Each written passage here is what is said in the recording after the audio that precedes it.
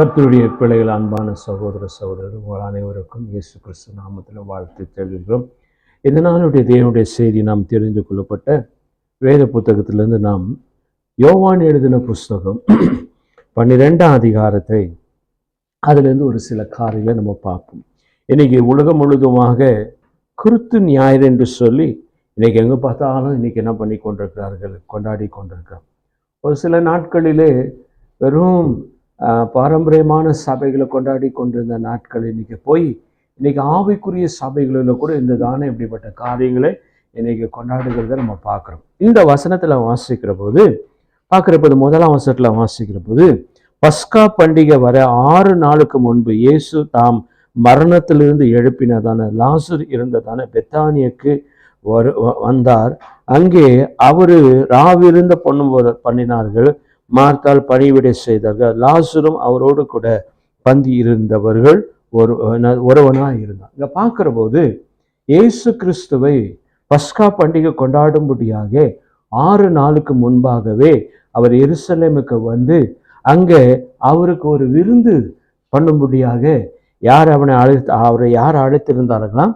லாசர் வீட்டில் அவர்களை அழைத்திருந்தார். ஏன் அவர்கள் லாசருக்கு அந்த விருந்து பண்ணக்கூடியதான காரணம் என்னன்னாக்கா, தன்னுடைய சகோதரனாகிய அவன் மரித்து 4 நாட்கள் ஆன பிற்பாடு கர்த்தராகிய இயேசு தாமதமாக வந்து அவரை உயிரோடு எழுப்பினது நிமித்தமாக அவருக்கு ஒரு விருந்து வைக்கலாம், அவர் நம்ம வீட்டில் வருகிற போது நம்முடைய காரியங்கள் எல்லாவற்றையும் அவர் தரிசனத்தில் சொல்வார்கள் என்று சொல்லி அவருக்கு நேரம் அழைத்திருந்தார். அப்போ பார்க்கிற போது அங்க பார்க்கிற போது அங்க என்ன ஆச்சுனாக்கா, தேவன் அவர் எருசலேமுக்கு வரார் என்று சொல்லி அநேகருக்கு தெரிஞ்சிச்சு. ஆனா இயேசுவை பார்க்கும்படியாக அங்க யாருமே வரல. இயேசு உயிரோடு எழுப்பினதான லாசரை பார்க்கும்படியாக அநேகர் எங்க வந்திருந்தாருங்களா? அங்க வந்திருந்தார். பாருங்க, அங்க வாசிக்கிற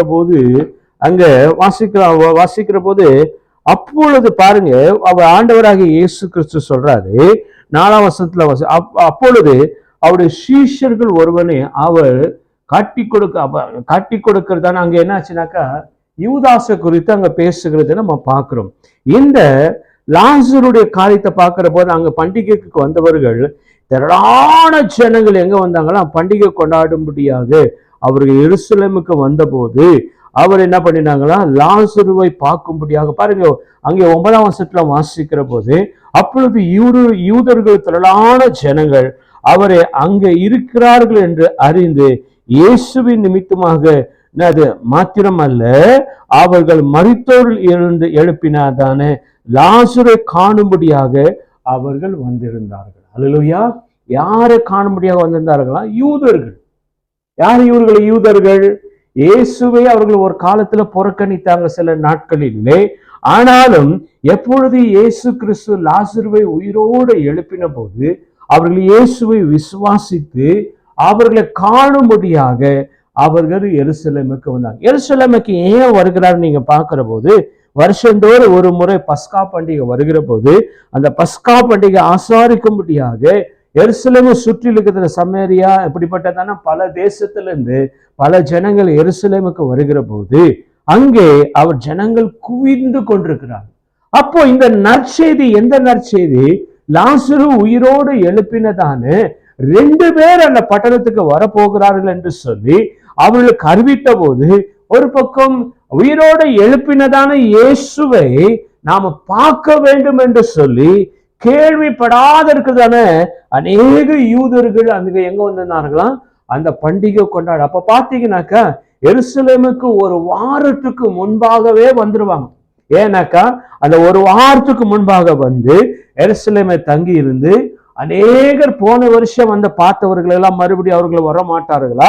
அவருடைய உறவுகளை புதுப்பித்துக் கொள்ளும்படியாக அவர்கள் ஒரு வாரத்துக்கு முன்பாகவே அந்த பட்டணத்துக்கு வருவார்கள். அப்போ பார்க்கிற போது இயேசு அவர் சிலுவைக்கு போகும்படியாக அந்த சமயம், அந்த காலங்கள் அந்த வந்து கொண்டிருக்கிறது நிமித்தமாக அவர் எருசலேமுக்கு வரும்படியாக கர்த்தர் சொல்ல. அப்ப பார்க்கிற போது அவர் வருகிற பாருங்க, இந்த 10ஆம் வசனத்துல வாசிக்கிற போது லாசர் நிமித்தமாக யூதர்கள் அநேகர் போய் இயேசுவிடத்தில் என்ன வந்தார்களா, விசுவாச வைத்தபடினாலே. ஹல்லேலூயா. இந்த யூதர்கள் எப்படிப்பட்ட நீங்க பாத்தீங்கன்னாக்கா, அவங்க விக்கிரகத்தை ஆராதிக்க மாட்டாருங்கிற ஒரு வைராகியமா இருப்பாங்க.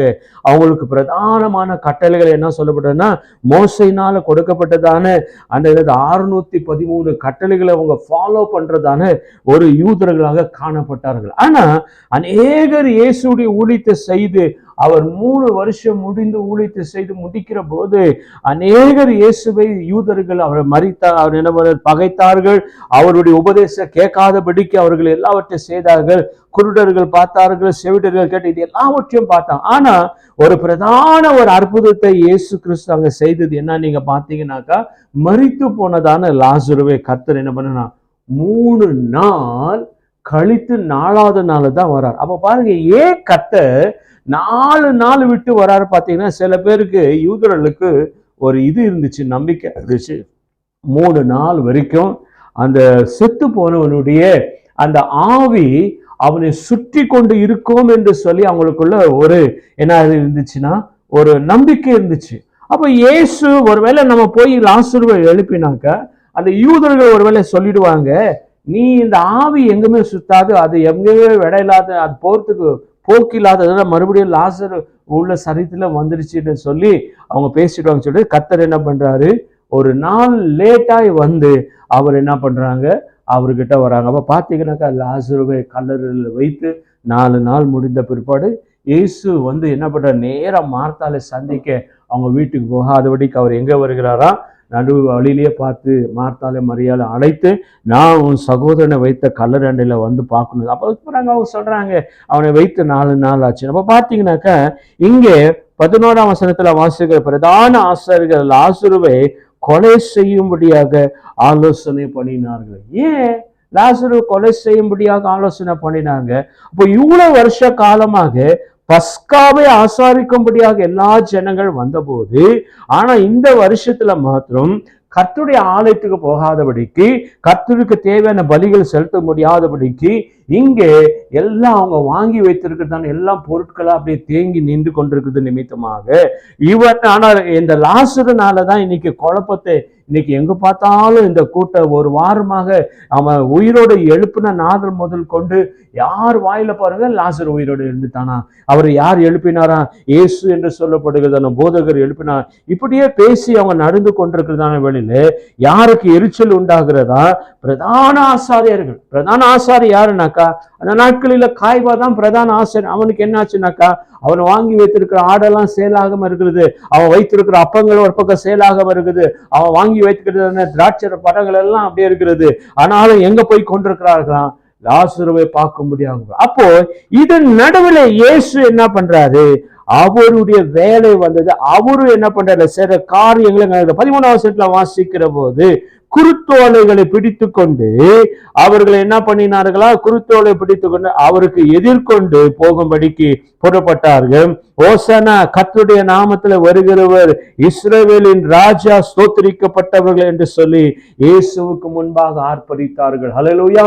பாருங்க, இயேசுவே கல்லறையில அவர் கழுதை மேலே அவர் ஏற்றி இருக்கிறாங்க. பாத்தீங்கன்னாக்கா இதே நீங்க லூக்கா எழுதின புஸ்தகத்துல நீங்க வாசிக்கிற போது, லூக்கா 19ஆம் அதிகாரம் 29ஆம் வசனத்துல வாசிக்கிற போது அங்க வாசிக்கலாம், அவர் ஒலிவ மலை எண்ணப்பட்டதான மலையில் அருகே பெத்தானியாவுக்கு என்று ஊருக்கு சமீபமாய் போது தம்முடைய சீஷர்கள் 2 பேரை நோக்கி, உங்களுக்கு எதிராக இருக்கிறதான கிராமத்துக்கு போங்கள், அதிலே பிரவேசிக்கும் போது மனுஷர்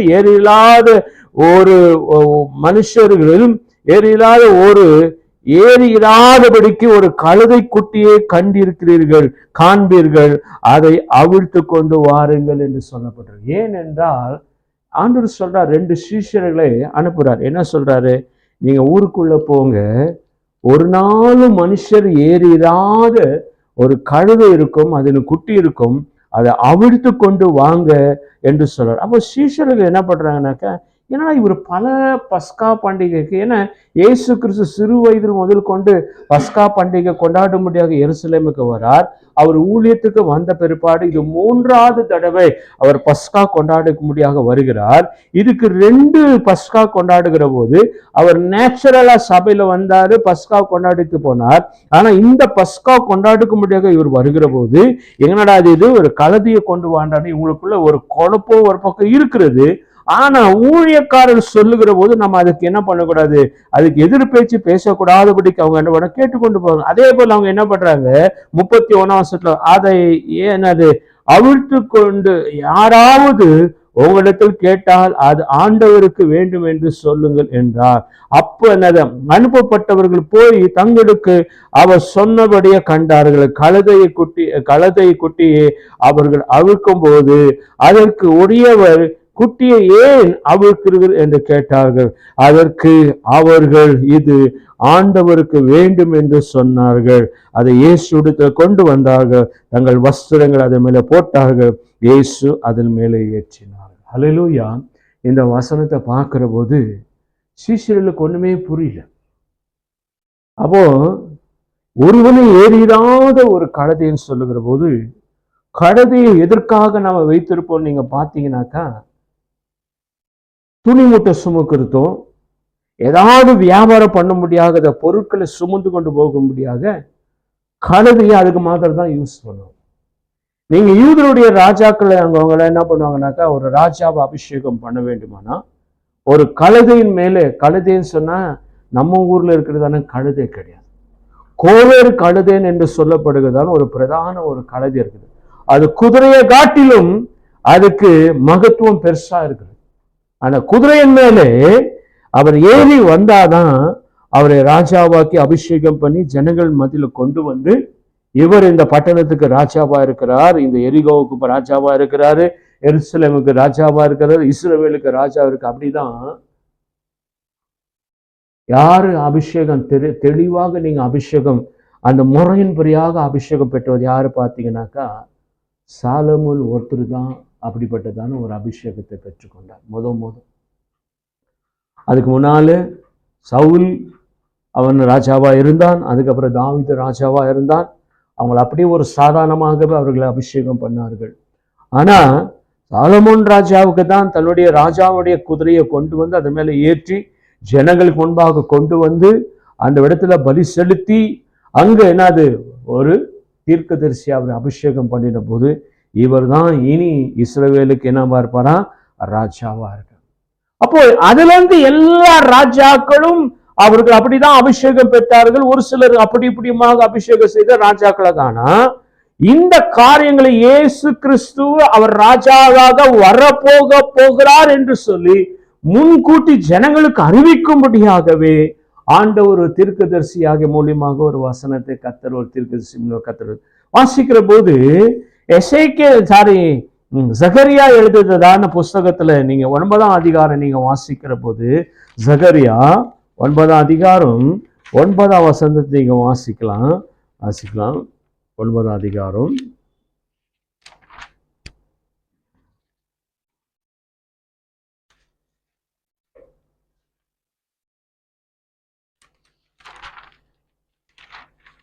9ஆம் அதிகாரம் 9ஆம் வசனத்தை வாசிக்கிற போது, சீயோன் குமார்த்தியே நீ மிகவும் களி கூறு, எருசலேமின் குமார்த்திகளே நீ கெம்பிரி, இதோ உன் ராஜா உன்னிடத்தில் வருகிறார், அவர் நீதி உள்ளவரும் ரட்சிக்கிறவருமாகிய தாழ்மை உள்ளவர், கழுதையின் குட்டியின் மேலே மரியின் மேலே அவர் ஏறி வருகிறார் என்று சொல்லி இந்த வசனத்தை பார்க்கும்.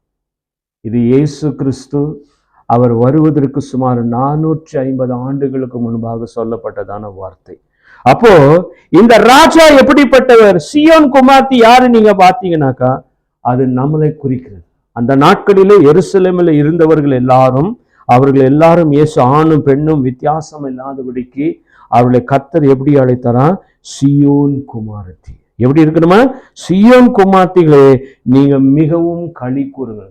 மிகவும் களி கூறு. நீங்க பார்க்கிற போது இவ்வளவு காலங்கள் நீங்கள் கஷ்டத்திலும் துக்கத்திலையும் व्यसனத்திலையும் ராஜாக்களுக்கு அநேக கப்பங்களை கட்டி கொண்டு எங்களை யார் ராஜா மீட்டுக் கொள்வார்கள் என்று சொல்லி கலங்கி நிற்கிற போது, இதோ எருசலேமுக்கு யார் வரப்போகிறாரா? ஒரு ராஜா வரப்போகிறார். அவர் வருகிற போது நீங்கள் எல்லாரும் எப்படி இருக்க வேண்டுமா? கம்பீரமா இருக்கணும். அப்போ ஒரு ராஜா வராருன்னா அந்த ராஜாவை பார்க்க எல்லாரும் அவருடைய பிரதிநிதிகளெல்லாம் அவங்க முகத்துல சந்தோஷமாக, இன்னைக்கு கூட அவ்வளவுதான், ஒரு சீஃப் மினிஸ்டரோ ஒரு பிரைம் மினிஸ்டரோ ஒரு நகரத்துக்குள்ள வருகிற போது அவரை பார்க்கும்படியாக மணிக்கணக்காக ரோட்ல நிற்கிறத நம்ம இன்னைக்கு பார்க்கணும். இன்னைக்கு விடுங்க, நிறைய ராஜாக்கள் சீஃப் மினிஸ்டர் யாருன்னா பிரைம் மினிஸ்டர் வந்தாங்க, ஒரு 100 ரூபாய் கொடுத்து 1000 ரூபாய் கொடுத்து அங்கே அவன் முன்னால் பல்லை இலிங்க அப்படி என்று சொல்லி காசு கொடுத்து அங்கே கூட்டின்னு வந்து நிற்கிறான். ஆனால் இந்த ராஜா, எந்த ராஜா? இயேசு கிறிஸ்து ராஜாவாக வரப்போகுதானே அது முன்கூட்டியாக ஒரு தடவை அது என்ன பண்ணாங்க, ஒரு ட்ரையல் நடக்குதாங்க. ஒரு பக்கம் யாரை பார்க்க வந்திருக்கிறாங்க? எருசலேமில் 6 நாளைக்கு முன்னால அவங்க பண்டிகை கொண்டாட முடியாத வந்தபோது அந்த இடத்துல இயேசுவால உயிரோடு எழுப்பப்பட்டதான லாசருவை பார்க்க முடியாது ஒரு கூட்ட ஜனங்கள் கூடியிருக்கிறது. இன்னொரு பக்கம் பார்க்கிற போது யார் அந்த உயிரோடு எழுப்பினதான அந்த தேவனாகிய இயேசுவே நாங்கள் பார்க்க வேண்டும் என்று சொல்லி ஒரு கூட்டம் நின்று கொண்டிருக்கிறது. இந்த கூட்டத்தின் மத்தியிலே இயேசுவே தெய்வம் இல்லை என்று சொல்லி புறக்கணித்ததான பல யூதர்கள் இயேசு உண்மையான தேவனுடைய குமார் என்று சொல்லி விசுவாசித்து பல என்னது யூதர்கள் அங்க என்ன இருக்கிறாங்க, அவங்க இருக்கிற பாத்தீங்கன்னாக்கா அந்த 9ஆம் அதிகாரத்துல 9ஆம் வசனத்துல வாசிக்கிற போது, சீயோன் குமார்த்தியே நீ மிகவும் களி கூறு, எருசலேமில் குமார்த்தியே நீ கம்பீர். என்னது கம்பீரி? கம்பீரன் என்ன இருக்குது? நமக்குள்ள ஒரு சந்தோஷம் வந்துடுச்சு. ஐயோ, என்னை ஆழ போகிறதான ஒரு ராஜா வந்துட்டார், அந்த ராஜாவோட ராஜ்யத்துக்குள்ள நான் இருக்க போகிறேன், இனி நான் யாருக்குமே என்னது அடிமை கிடையாது என்று சொல்லி நாம் என்ன பண்ணணும்? கம்பீரிக்க வேண்டும். ஆனா இங்க பாருங்க, அங்க கம்பீரம் முடிச்சபடி இதோ உன் ராஜா உன்னிடத்திலே என்னது வருகிறார். யாருக்கிட்ட வருகிறாரா? நம்ம கிட்ட வருகிறார். எங்க வராரு அவர்? பாருங்க, அவர் வந்து அதே நீங்க வாசிக்கிற போது அங்க வாசிக்கிற போது அது யோவான் 12ஆம் அதிகாரம் அவர் என்ன பண்றாங்க, அவர் 12 அதிகாரம் 34ஆம் வசனத்துல வாசிக்கிற 35ஆம் வசனத்துல பாதிக்கிற போது அதை இயேசு இடத்துல கொண்டு வந்து தங்கள் வஸ்திரங்களை அதன் மேலே போட்டார்கள், இயேசு அதன் மேலே ஏற்றினார்கள். அவர் போகையிலே அவர்கள் தங்கள் வஸ்திரங்களை வழி அருகே விரித்தார்கள். அவர் ஒளிமுக வாசல் அவரிடத்தில் வந்து சமீபமாய் வருகையிலே திரளான ஜன கூட்டமாக சீஷர்களும் தங்கள் கண்ட சகல அற்புதங்களையும் குறித்து அவர்கள் சந்தோஷப்பட்டார். அல்லேலூயா. அவர் இந்த ஒளிமுக வாசல் என்று சொல்லப்படுகிற போது அவர் எருசலேமின் சமீபமா இருக்கிற அந்த கேட்டுக்குள்ள வருகிற போது அங்க என்னாச்சுனாக்கா திரளான இயேசுகிட்ட அற்புதங்களை பெற்றுக்கொண்டவர்கள் அவங்க எல்லாரும் என்ன பண்ணாங்களாம், இயேசுக்கு அந்த கழுதை மேலே ஏறி வருகிற போது அவருக்கு முன்னும் பின்னுமாக என்ன பண்றாங்களாம், அவர் என்ன பண்ணினார்களாம், அற்புதங்களையும் குறித்து அவருக்கு என்ன பண்ணாங்களாம், சந்தோஷப்பட்டாங்களா. எந்த அற்புதத்தை கண்டு சந்தோஷப்பட்டாங்களா? கண்ணு தெரியாதவர்களுக்கு கண்ணை கொடுத்தார், செவிடர்களுக்கு செவியை கொடுத்தார், என்னது குஷ்டரோகிகளுக்கு குணம் கொடுத்தார், எவ்வளோ காரியங்களை செய்தார். ஆனா இன்னைக்கு அவர்கள் எந்த அற்புதத்தை பார்த்து அவங்க மகிமைப்படுத்துறாங்களா? தேவனே, லாசருவை உயிரோடு எழுப்பின அந்த தேவன் இப்படிப்பட்டதான ஒரு தீர்க்கதரிசியை, இப்படிப்பட்டதான அற்புதத்தை செய்தவரே நாங்கள் ஒரு காலம் கேள்விப்பட்டதில்லை. எப்பயோ ஒரு தடவை யார் எழுப்பினாராம்? எலியா எழுப்பினார் என்று சொல்லி நாங்கள் கேள்விப்பட்டிருக்கிறோம். ஆனா இப்பொழுது எங்களுடைய நாட்களிலே எங்கள் கண் காணும்படியாக இப்படிப்பட்ட ஒரு அற்புதத்தை செய்தோம் என்று சொல்லி அவங்க என்ன பண்ணாங்களாம், அற்புதங்களை குறித்து அவங்க என்ன பண்ணாங்களாம், சந்தோஷப்பட்டார். 38ஆம் வசனத்துல வாசிக்கிற போது கர்த்தருடைய நாமத்துல வருகிற ராஜா ஸ்தோத்தரிக்கப்பட்டவர். அல்லேலூயா. யாருடைய நாமத்துல வருகிறவர்? கர்த்தருடைய நாமம். யார் கர்த்தர்? கர்த்தராகிய இயேசு கிறிஸ்து தான். இது அவருடைய நாமத்தை குறித்து யூதர்களுக்கு தெரியவே கிடையாது. ஏன்னா 400 வருஷம் கர்த்தருடைய வார்த்தை இல்லாதபடிக்கு எல்லாரும் ஆசாரியர்களும் பரிசேயர்களும் வேதபாரர்களும் நீங்கள் தான் எங்களுடைய கடவுள், நீங்க என்ன வார்த்தைகளை சொல்றீங்களோ நாங்கள் அதை பத்தி கவனிச்சு நடக்கிறோம், எங்களுக்கு உங்கள் மூலியமா தான் கர்த்தர் பேசுவார் என்று சொல்லி அவங்க பலமாக நம்பிக்கொண்டிருக்கிற போது அந்த நேரத்துல தான் யார் வந்திருக்கிறாரு? இயேசு வந்தார். மனை பிரசங்கத்துல பார்க்கிற போது அவர் 3 அதிகாரத்துல சொல்றாரு. 5 அதிகாரத்திலையும் மத்திய 5 அதிகாரம் 6 அதிகாரத்துல 7 அதிகாரத்துல பார்க்கிற போது ஒரு கிறிஸ்தவன் எப்படி இருக்க வேண்டும், தேவனுடைய பிள்ளைகள் எப்படி இருக்க வேண்டும், யாரை எப்படி மன்னிக்க வேண்டும், யாரையும் சபிக்க கூடாது என்று சொல்லி ஜனங்களுக்கிட்ட இருந்துதானே எல்லா கள்ள உபதேசங்களும் அவர் பிரசங்கித்த போது ஜனங்களுக்குள்ள ஒரு பெரிய ஒரு மாற்றம் தெரிகிறது. அது எப்படிப்பட்ட மாற்றம் நீங்க பார்த்தீங்கன்னாக்கா, இவ்வளவு நாள் இவங்க சொன்னதான காரியங்கள் இதுக்கும் இவர் சொல்ற வார்த்தைகள் வித்தியாசமா இருக்குது என்று சொல்லி அவங்களுக்குள்ள ஒரு குழப்பம் வந்த பிற்பாடு அவங்க தெளிவா ஆகிற போது இயேசு சொல்ற வார்த்தை தான் உண்மையான வார்த்தை என்று சொல்லி இவர் நம்முடைய இவர் கர்த்தருடைய நாமம் இவர்கிட்ட இருக்குது என்று சொல்லி அப்பதான் என்ன சொல்றாங்க? அந்த மகிமையை அவருக்கு செலுத்துகிறாங்க. எந்த மகிமையே? கர்த்தருக்கு செலுத்த வேண்டிய மகிமையை இயேசுடைய அந்த நாட்களில் ஒரு மகிமை பார்த்துங்க. அவங்க வாசிக்கிற போது 38 கர்த்தருடைய நாமத்திலே வருகிறவர் ராஜா, ஸ்தோத்திரிக்கப்பட்டவர்கள், பரலோகத்திலும் சமாதானம், உன்னதத்திலும் மகிமை உண்டாவதாக என்று சொல்லி மிகுந்த சத்தத்தோடு தேவனை அவர்கள் என்ன பண்ணினார்களாம்? புகழ்ந்து என்ன பண்ணினார்களாம்? அவரை துதிக்க ஆரம்பிச்சோம். நாம் 39 அப்பொழுது கூட்டத்தில் இருந்த பரிசேயர்கள் சிலர் அவரை நோக்கி, போதகரே, உம்முடைய சீஷர்களே அதட்டும் என்றார்கள். அப்ப என்னாச்சுன்னா, ஒரு பக்கம் 12 சீஷர்கள் கத்துறாங்க, ஒரு பக்கம் அன்னைக்கு பண்டிகை கொண்டாடும்படியாக தேவாலயத்தில் இருக்கிறவங்க எல்லாரும் வெளியே வந்துட்டாங்க, ஒளிமுக வாசலுக்கு வந்துட்டாங்க. அவங்க எல்லாம் என்ன பண்றாங்க? இயேசுவை புகழ்ந்து பேசுறாங்க. இப்போ இந்த ஜெயகோஷம் யாருக்கு எரிச்சலா இருக்குது பார்த்தீங்கன்னாக்கா, பரிசேயர்களுக்கு எரிச்சலா இருக்கு. இப்ப பாத்தீங்கன்னா இன்னைக்கு நம்ம கூட அவ்வளவுதான்.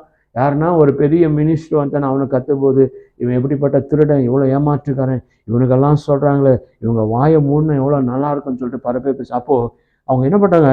சீஷர்களை அதிட்டி பாக்குறாங்க. ஏய், நீ எல்லாம் கத்தாதப்பா, நீ எல்லாம் பண்ணாதப்பா, இவர் தேவன் கிடையாது, இவர் ஒரு பெரிய சும்மா சாதாரண ஒரு போதகர் தான் சொல்ற. ஆனா சீஷர்கள் என்ன பண்ணல? அவங்க அதை பத்தி கவலையே படல. ஆனா அதிகமாக கட்ட ஆரம்பிக்கிற போது இயேசுகிட்டே சொல்றாங்க, உங்களுடைய சீஷர்கள் இது என்ன பண்ணு அதட்டும் என்று சொல்ற. ஆனா 40 வாசிக்கிறவர் பாருங்க, அவர்களுக்கு அவர் பிரத்யுத்தரமாக, இவர்கள் பேசாமல் இருந்தால் கல்கள் கூப்பிடும் என்று உங்களுக்கு சொல்கிறேன் என்று சொன்னார். அல்லேலூயா. அவர் சொல்ற பாருங்க, இயேசு சொல்றார், எப்பா இவங்க கர்த்தரை மகிமைப்படுத்தாவிட்டால் இங்க இருக்கிறதான எல்லா மலைகள் கல்கள் எல்லாவற்றையும் என்ன பண்ணுமா? அந்த கல்களுக்கு ஜீவன் வந்து அதுகளுக்கு வாய்கள் வந்து அது யாரை துதிக்குமா? தேவனே துதிக்கும். வாருங்க, நாம எல்லாம் நினைச்சுன்னு இருக்கிறோம், நாம தான் துதிக்கிறதுனால நம்மளோட துதியின் சத்தத்துல கர்த்தர் இருக்கிறார். இல்லைங்க, கர்த்தர் நம்மளை காட்டிலும் பறவைகள், மிருகங்கள், பூக்கள் எல்லாவற்றையும் காலையில எழுந்த உடனே அதுங்களை என்ன பண்றது? துதிக்க ஆரம்பிக்கிறது. நம்ம பாஷையில கர்த்தரை துதிக்கிறோம், பூவின் பாஷையில அதுங்க துதிக்கிறது, கல்லின் பாஷையில என்ன இருக்குது? கல்கள் துதிக்கிறது. அதுதான் இங்க வாசிக்கிற போது பாருங்க, 41 அவர் சமீபமாய் வந்த போது நகரத்தை பார்த்து அதற்காக அவர் கண்ணீர் விட்டார். இல்லையா? ஏன் கண்ணீர் விட்டார்? நகரத்துக்குள்ள வந்துட்டார். எங்க வந்துட்டாரு? எருசலேமுக்குள்ள வந்து தேவாலயத்திற்கு வந்த பிற்பாடு அங்க கண்ணீர் விடுறார். ஏன் கண்ணீர் விடுறாரு தெரியுமா? முட்டாள் ஜனங்களே, இந்த பரிசேயர்கள் சதுசேயர்கள் சொல்லுகிற உபதேசத்தை கொண்டு வந்து நீங்கள் வீட்டுக்குள்ளேயே வளர்த்து கொண்டு வருகிறதான கழுதை கொண்டு ஆட்டை கொண்டு வராதபடிக்கு 1க்கு 4 மடங்காக இவங்ககிட்ட பணத்தை வாங்கி கொண்டு இந்த எல்லாவற்றையும் உங்க சமாதானத்துக்காக பலி செலுத்த முடியாது இங்க வந்திருக்கிறீர்கள். நீங்கள் எந்த அளவுக்கு நான் 3 வருஷம் உங்களுக்காக நான் ஊழித்து செய்து இன்னும் சில பேர் என்னுடைய வார்த்தை கேட்காதபடிக்கு இருக்கிறீங்களே என்று சொல்லி அவர்கள் ஜனங்களுக்காக அவர் கண்ணீர் விடுகிறது நம்ம பார்க்கிறோம். 42 உனக்கு கிடைக்கிறதான இந்த நாள் கிடைக்கும், உன் சமாதானத்தை ஏற்றவைகளை நீரே அறிந்திருந்தாமல் நலமாகி இருக்கும். இப்பொழுதோ அவைகள் உன் கண்களுக்கு மறைவாயிருக்கிறது. உண்மையான கண்கள் திறக்கப்படும். உண்மையான கண்ணுனாக்கா குருடனுடைய கண்கள் திறக்கிறது கிடையாது. உன் மனசுக்குள்ள இருக்கிறதான இருட்டு போய் இருக்கிறதான கண்களிலிருந்து அந்த கண்களை திறந்து கர்த்தராகிய இயேசு கிறிஸ்து இந்த பூமிக்கு ஏன் வந்தார் என்று சொல்லி அதை நீங்கள் தெரிந்து கொள்ள வேண்டும். இன்னும் தெரியாம இன்னும் இந்த கள்ள உபதேசங்கள் ஆசாரியர்களை நீங்க தெய்வமாக உண்டாக்கி கர்த்தருக்கு செலுத்த வேண்டிய அந்த மகிமையை அந்த கணத்தை யாருக்கு கொடுத்துட்டு கொண்டிருக்கிறீங்க? பிரதான ஆசாரியர்களுக்கும் பரிசேயர்களுக்கும் சதுசேயர்களுக்கும் கொடுத்து கொண்டிருக்கிறீங்களே. நீங்கள் என்னைக்கு தான் நீங்க திருந்த போகிறீர்கள் என்று சொல்லி கர்த்தர் பாருங்க. அந்த நாட்களில அவர் சிலுவைக்கு போகிறதுக்கு 6 நாளுக்கு முன்பாகவே அவர் சிலுவைக்கு போகிறதுக்கான அந்த நாளை அன்றிலிருந்து ஒவ்வொரு படிப்படியாக இதெல்லாவற்றை நிறைவேறி கொண்டது. கர்த்தராகிய இயேசு கிறிஸ்து இந்த காலத்துல பிறக்க வேண்டும் என்று சொல்லி ஒரு காலத்தை கர்த்தர் குறிப்பிட்டிருந்தார். அந்த காலம் வரைக்கும் வந்த பிற்பாடு தான் இயேசு பிறந்தார். இந்த காலம் வரைக்கும் நீ என்ன இருக்கணும்? அடங்கி இருக்கணும்னு சொல்லியிருந்தார். 12 வயசுலேருந்து 30 வயசு வரைக்கும் இயேசு வீட்டில் அடங்கியிருந்தார். அவர் இயேசு ஊழியத்துக்கு வர வேண்டும் என்று சொல்லி ஒரு காலகட்டம் இருந்தது. அவர் 30 வயசு முடிந்த உடனே அவர் வெளியே வர, ஏன்றதான் யூதருடைய வாலிபர்களுக்கு 30 வயசுல தான் வெளியே வருவார். அப்போ அவர் யூதர் 30 வயசு முடிந்து ஞானஸ்தானம் எடுத்து அவர் 3.5 வருஷம் ஊழியத்தை செய்து அவர் மறிக்கக்கூடியதான ஒரு காலம் சமீபம் வந்தபோது தான் அன்னைக்கு பாருங்க எத்தனோ தடவை ஆண்டவர் எருசலேமுக்கு வந்தார். 3 தடவை 4-5 தடவை வந்திருக்கிறார். அப்பெல்லாம் குதிரை மேலே ஏறி வராத அந்த நாளை அன்னைக்கு அவர் சொல்றாரு, இதோ என் வேலை வந்தது, நான் மறிக்க போகிறேன். அந்த நாள் வந்த போது தன் சிஷ்யருக்கு சொல்றாங்க, நீங்க நகரத்துக்குள்ள போங்க, ஒரு கழுதையை கட்டியிருக்கும், அதை அவிழ்த்து கொண்டு வாங்க. யாருன்னா கேட்டாக்கா இது ஆண்டவருக்கு வேண்டும் என்று சொன்னார். அவர் ஓனர் வந்து கேட்கறது யாருக்குன்னா ஆண்டவருக்கு. அவன் ஒண்ணுமே கேட்கல. அப்ப இதெல்லாம் ஏன் எப்படி நடக்குதுன்னாக்கா எல்லாம் அந்த குறிப்பிட்ட காலத்துக்கு பிரகாரம் தான் அது நடக்கும். காலத்துக்கு முன்பாக நடக்கிறதே கிடையாது, காலத்துக்கு பின்பாக அதை நடக்கிறதே கிடையாது. இன்னைக்கு அப்படிதான் நீங்க பார்க்கிற போது அநேக கர்ப்பிணி பிள்ளைகள் எல்லாம் இன்னைக்கு ஒரு வேதனைக்குள்ள இருக்கிறாங்க. ஏன் தெரியுமா? இந்த இந்துக்கள் எல்லாம் அவங்க என்ன பண்ணுறாங்க, நல்ல நாளாக ராகு காலம் அந்த டைமில் தான் ஆப்ரேஷன் பண்ணி முன்னாலே எடுத்துடுறாங்க. அப்போ இயேசு நினச்சிருந்து அவசரப்பட்டுட்டு நம்ம முன்னாலே போகலான்னு அவர் வரல. அந்த காலம் வரணும், அந்த காலத்துக்கு பிரகாரம் தான் எல்லாவற்றையும் நடக்கணும்னு சொல்லிட்டு உலக தோற்றத்துக்கு முன்பாகவே கர்த்தர் எல்லாவற்றையும் அவர் என்ன பண்ணியிருக்கிறாரு, குறிப்பாக எழுதி வைத்தது நிமித்தமாக தான் அந்தந்த நேரத்துக்கு தகுந்த மாதிரி அவர் எல்லாவற்றையும் நடந்து முடிகிறது. அப்போ பாருங்க, 6 நாளுக்கு முன்பாக இயேசுவை புகழ்ந்து தாவீதின் குமாரனே ஓசனா ஓசனா என்று சொல்லி மத்தேயுல சொல்லப்படுகிறது நம்ம பார்க்கிறோம். எல்லாவற்றையும் புகழ்ந்து ராஜாவை எல்லாவற்றையும் வரவேற்றாங்க, எல்லாவற்றையும் செய்தாங்க. 6 நாள் முடிந்த பிற்பாடு அதே ஜனங்கள் இயேசுவை பார்த்து சொல்றாங்க, இவரை சிலுவையிலே அறியவங்க. அற்புதம் பெற்றுக்கொண்டவர்கள், அற்புத கண்ணார கண்டவர்கள், மரித்தவனை உயிரோடு எழுப்பினதான இயேசுவை கண்டவர்கள் இன்னைக்கு அவங்க என்ன பண்றாங்க, அப்படியே அவங்களுக்குள்ள பிசாசு புகுந்து நிலைமையே என்னது மாறி போகுது. அது என்னன்னாக்கா பிசாசு இப்படி எல்லாம் வந்து செய்ய வேண்டும் என்று சொல்லி அவனுக்கு ஒரு காலகட்டத்தை கொடுத்திருந்த போதுனால அந்த யூதாசு போய் அங்க போய் காட்டி கொடுக்க முடியாது, அவன் ஒரு பேரம் பேசுகிறான். எல்லாவற்றையும் ஏன் இது நடக்குதுன்னு பார்த்தீங்கன்னாக்கா அந்த காலகட்டத்தில் ஏற்றினார். அப்போ இது எல்லாவற்றையும் முடிச்சு அவர் என்ன பண்றார், சிலுவைக்கு போய் மரித்து அவர் 3ஆம் நாள் உயிர்த்தெழுந்து பரலோகத்துக்கு போனவர் கடைசியா நமக்கு ஒரு கட்டளை கொடுத்தார். என்ன கட்டளை நீங்க பார்த்தீங்கன்னாக்கா என்னது, போய் குருத்துவாலையை பிடிச்சின்னு கொண்டாடுங்க, கிறிஸ்துமஸை கொண்டாடுங்க, ஈஸ்டரை கொண்டாடுங்க, இதெல்லாம் சொல்ல நமக்கு பிரதான கட்டளை ஒன்று தான் கொடுத்துருக்கிறார். 28ஆம் அதிகாரம் 18ஆம் வருஷத்துல வாசிக்கிற போது அவர் என்ன சொல்றார் நீங்க பார்க்கிற போது அங்கே 18ஆம் வருஷம், அப்பொழுது இயேசு சமீபித்து வந்து அவர்களை நோக்கி, வானத்திலும் பூமியிலும் சகல அதிகாரம் எனக்கு கொடுக்கப்பட்டிருக்கிறது. ஆகையால் நீங்கள் புறப்பட்டு போய் சகல ஜாதிகளையும் சிஷ்யராக்கி பிதா குமாரன் பரிசுத்த ஆவியினாலே நாமத்தினால் அவர்களுக்கு ஞானஸ்தானம் கொடுங்க. நான் உங்களுக்கு கட்டளையிட்டவைகளையே அவர்கள் கை கொள்ளும்படிக்கு அவர்களுக்கு உபதேசம் பண்ணுங்கள். இதோ உலகத்தில் முடிவு பரியந்தும் சகல நாட்களில் நான் உங்களோடு கூட இருக்கிறேன் என்று சொன்னார். ஆமேன் என்று சொன்னாக்கா இந்த வார்த்தையை நீங்க தவறாமல் என்ன பண்ணணும், ஒவ்வொருத்தரும் ஒருத்தர் காரியங்களை செய்ய வேண்டும். முதல்ல அவர்களை விசுவாசிகளாக கொண்டு வர வேண்டும் சுவிசேஷத்தை சொல்லி, அதுக்கப்புறம் அவங்கள என்ன பண்ணணும், சிஷ்யராக்கணும். சீஷராக்கின பிற்பாடு அவளுக்கு என்ன கொடுக்க வேண்டுமா? ஞானஸ்தானம் கொடுத்து அவங்களுக்கு எப்படி அந்த நாட்களில 11 சீஷர்களுக்கு என்ன கொடுத்தாரு? அதிகாரம் கொடுத்தாரு. என்ன அதிகாரத்தை கொடுத்தாரு? சகல அற்புதங்கள் அதிசய 16 மார்க் 16:16 வாசிக்கிற போது அங்க சில கட்டளைகள் கர்த்தர் கொடுக்கறத நம்ம பார்க்கிறோம். அந்த அதிகாரங்களை நீங்க போங்க. அவர் எது மேலெல்லாம் நமக்கு அதிகாரம் கொடுக்கப்பட்டிருக்கிறதா? வானத்திலையும் பூமியிலும் சகல அதிகாரம் எனக்கு கொடுக்கப்பட்டது. அந்த அதிகாரத்தை தான் கர்த்தர் நான் அன்னைக்கு 11 சீஷர்கள் கொடுத்து, நீங்கள் புறப்பட்டு போய் பூமி எங்கும் என்ன பண்ணுங்க சொல்லுங்க. அவர் ஏதோ அந்த காலத்துல மாத்திரம் இருக்கிறாருன்னு கதை முடிக்கல. அவர் சொல்றாரு, நான் உங்களுக்கு கட்டளையிட்ட யாவைகளும் அவர்களை கை கொள்ளும்படிக்கு அவர்களுக்கு உபதேசம். யாருக்கு உபதேசம் பண்ண? பாவிகளுக்கு உபதேசம் பண்ணுங்கள், பாவிகளுக்கு சுவிசேஷத்தை சொல்லுங்க. எல்லாவற்றையும் சொல்லி முடிச்ச பிற்பாடு உலகம் பரியந்தமும் நான் உங்களோடு கூட இருப்பேன். அப்ப இயேசு நம்மோடு கூட இருக்கிறார். இன்னைக்கும் அற்புதம் நடக்கிறது. இன்னைக்கும் மரித்தவர்கள் உயிரோடு எழுப்புகிறது. அநேக நாடுகளை நம்ம பார்த்து கொண்டிருக்கிறோம். அநேக குணமாகிறத பார்க்கிறோம். அப்ப இயேசு நம்ம கூட இருந்தாதான் இது எல்லாமே நடக்கிறது. உலகம் பரியந்தம், அதனால் உலக எண்டாகிற வரைக்கும், இந்த உலகத்தை அழிக்கிற வரைக்கும் இயேசு என்னவா இருக்கார்? நம்மோடு கூட. ஆனா அந்த இயேசு அந்த அற்புதங்கள் அந்த அந்த அதிசயங்கள் எல்லாவற்றையும் நம்ம செய்ய வேண்டுமானா அவர் நமக்கு கர்த்தர் கூட்டத்தை தான் அந்த கட்டளையை கை கொண்டு நடந்தாதான் நம்மக்கிட்ட அற்புதம் நடக்கும். நாம ஜெபிச்சா உயிரோடு எழுப்ப முடியும். நாம ஜெபிச்சா கண்கள் வரும். எல்லாவற்றையும் நாம கை கொள்ளாதபடிக்கு இதெல்லாம் செய்யாதப்பா. இயேசு சொன்னார், என்ன சொன்னாரு? எருசலேமை பார்த்து ஏன் கண்ணீர் விட்டாரு? நானே உங்களுக்கு பரிகாகிய கர்த்தர் வந்திருக்கிறேன். நான் இருக்கிற போது என் சமூகத்துல வந்து எல்லாவற்றையும் சொல்லுன்னு சொல்லுகிற போது அவங்க கேட்காதபடிக்கு பரிசேயர் சொன்ன உபதேசத்தை கேட்டாங்க.